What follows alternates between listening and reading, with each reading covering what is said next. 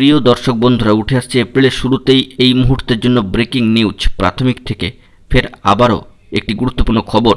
কার্যত মহামান্য কলকাতা হাইকোর্টের কড়া বার্তা, নিয়োগে কতটা ইঙ্গিত থাকছে সবটাই তুলে ধরার চেষ্টা করছি সেই গুরুত্বপূর্ণ খবর থেকে। অবশ্যই ইউনিক এবং তথ্যফুল খবরটিকে, অথেন্টিক নিউজ আপডেটটিকে সম্পূর্ণ শেষ পর্যন্ত শুনে বোঝার চেষ্টা করবেন ও অবশ্যই চ্যানেলটিকে সাবস্ক্রাইব করে নিয়ে সঙ্গে থাকবেন, কারণ আপনাদের জন্য অত্যন্ত আর্জেন্ট বেসিসে এই সিরিয়াস টপিকটি নিয়ে আর্জেন্ট ভিডিওটি ক্রিয়েট করতেই হচ্ছে। চলুন কথা না বাড়িয়ে মূল আলোচনায় প্রবেশ করি। অত্যন্ত গুরুত্বপূর্ণ খবর, কার্যত প্রাথমিকের শূন্যপদ নিয়ে এবার মহামান্য কলকাতা হাইকোর্টের কড়া বার্তা, নিয়োগের ক্ষেত্রে কতটা ইঙ্গিত থাকছে।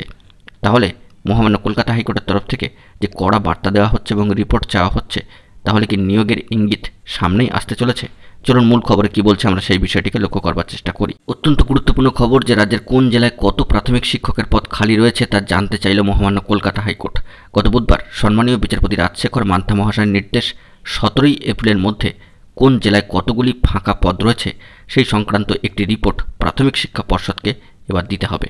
রাজ্যের স্কুলগুলিতে বর্তমানে মোট শিক্ষকের সংখ্যা কত জানাতে হবে তাও। আদালতের নির্দেশ, কোনো অতিরিক্ত পদের যা সুপার নিউমেরিক তার হিসেব কিন্তু এই তালিকায় দেওয়া যাবে না। পর্ষদের ওই রিপোর্ট পাওয়ার পরই মহামান্য আদালত পরবর্তী নির্দেশ দেবেন। উর্দু মাধ্যম প্রাথমিক স্কুলে শিক্ষক নিয়োগের একটি মামলার শুনানিতেই এই নির্দেশ দিয়েছেন সম্মানীয় বিচারপতি মান্থা মহাশয়।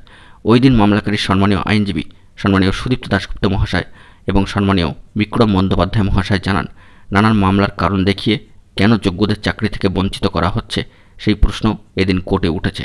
সম্মানীয় বিচারপতির পর্যবেক্ষণে উঠে এসেছে, এভাবে যোগ্যদের চাকরি থেকে বঞ্চিত করা যায় না। কী কী পরিস্থিতিতে যোগ্যদের চাকরি আটকে থাকছে তাও নথিবদ্ধ করছেন মহামান্য আদালত।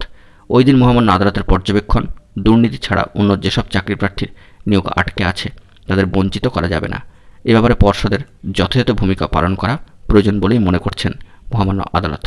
সম্মানীয় বিচারপতি মান্থার মন্তব্য, দিনের পর দিন মামলা চলছে আর তার জেরে প্রকৃত যোগ্যরা চাকরি পাচ্ছেন না। চাকরিতে প্রকৃত যোগ্যরা বঞ্চিত থেকে যাচ্ছেন এবং তাদের চাকরির নির্দিষ্ট বয়সও পেরিয়ে যাচ্ছে। অত্যন্ত তাৎপর্যপূর্ণ মন্তব্য মহামান্য কলকাতা হাইকোর্টের।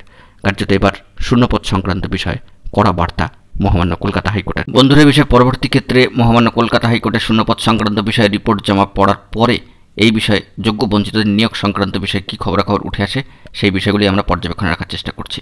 গুরুত্বপূর্ণ তথ্য পেলে সবটাই প্রোভাইড করব। নিয়োগে কতটা ইঙ্গিত উঠে আসছে সেই সময় কিন্তু সবটাই স্পষ্ট হবে।